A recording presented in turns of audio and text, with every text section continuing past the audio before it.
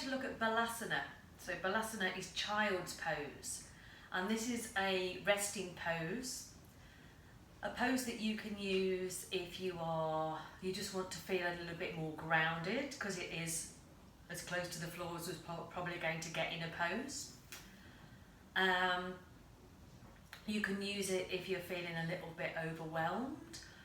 Oh, there's a lot going on. There's a lot going on at the moment out there with lots of uncertainty and lots of change. So this is a really good pose when you just want to take a breath and rest. And bring everything back down, because when a lot's going on, we're quite in our head sometimes. So bringing everything back down. So we'll start in this position. So just kneeling, resting the bottom on the heels, and I have my pussycat come to join me, which she does in yoga. So we'll move her out the way so we can see, you can see what I'm doing. The people need to see what I'm doing. So we're sitting on the heels. Now I have a few props here. You might be able to see I have a block, and I have a blanket, and I have a cushion. Now you can have any or all of those, doesn't matter, and you might need them, you might not need them. But if this is painful, so if this is uncomfortable, or you can't get your bottom onto your heels, you could pop any of those props. I'm just going to take a cushion, just to bring yourself some support. So there's something between the heels, and there's something between the heels and the bottom.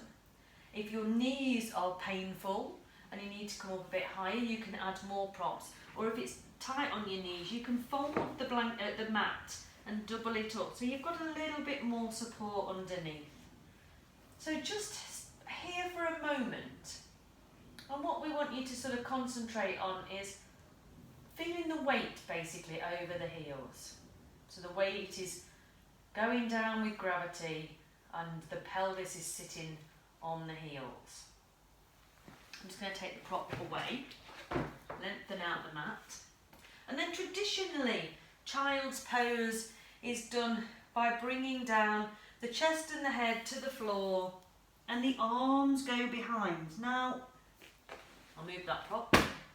You might find this doesn't work. It doesn't work for me, because I've got some belly here, and I've got some boobs here, and when I come down here, my head won't come down. If I take my head to the ground, there's a massive gap between my pelvis. It's not comfortable on my neck.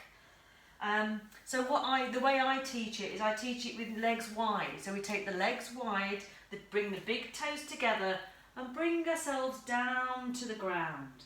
That way, in between the legs, there's space for all of the torso and the upper chest. The head comes down, the chest comes down. The arms can go long out in front. That'll open the shoulders. But if you just want a softness, I normally bend my elbows, letting everything come down.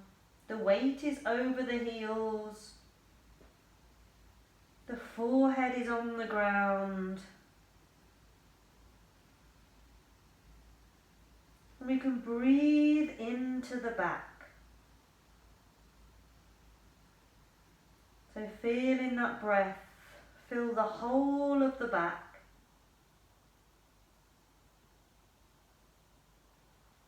And we soften down more to the ground with every exhale.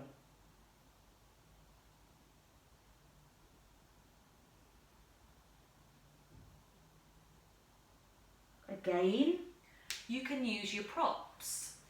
If you've still got a big gap between the heels and the pelvis, you can place a blanket, or again, any of the props. Coming back down, lowering down.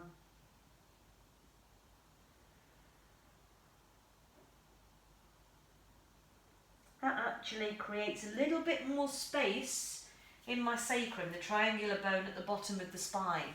So what I would suggest is you play with it. So have a practice, feel how it feels coming down, placing the forehead down.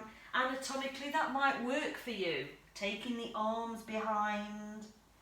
Even if your heels do go down to the pelvis, pop a block or a cushion or something underneath, and notice and feel how different that is. So I would recommend playing with the pose, noticing how you feel in each position, what feels comfortable for you.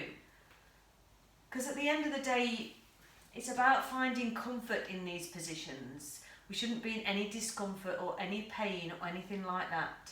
And this is a good pose. You could even start a practice in this position, bringing everything down, calming down the nervous system by taking some deeper breaths. So have a play with Balasana and see how you go.